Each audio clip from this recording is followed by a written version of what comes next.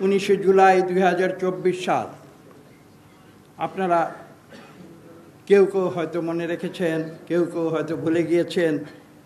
এই দিনটি কিন্তু আমাদের, বিশেষ করে আমার জীবনে ছিল অত্যন্ত গুরুত্বপূর্ণ, কারণ সেদিন আমার নিজের এলাকা নরসিংদী জেল, সেই জেল কারাগার ভেঙে সেখানে বিদ্রোহ হয়েছিল।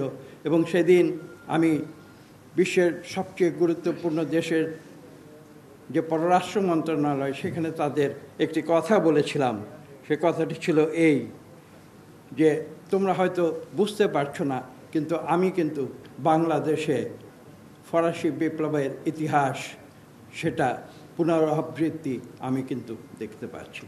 ঠিক তার 17 দিন পরে আপনারা জানেন 5ই জুলাই বাংলাদেশ থেকে ফ্যাসিবাদী আওয়ামী লীগ এবং তাদের যে নেতৃবৃন্দ যারা ছিল, 5ই আগস্ট 2024 সাল, 36শে জুলাই 2024 সাল, সেদিন বাংলাদেশের ফ্যাসিবাদের দোসররা কাপুরুষের মতো পলায়ন করতে বাধ্য হয়েছিল।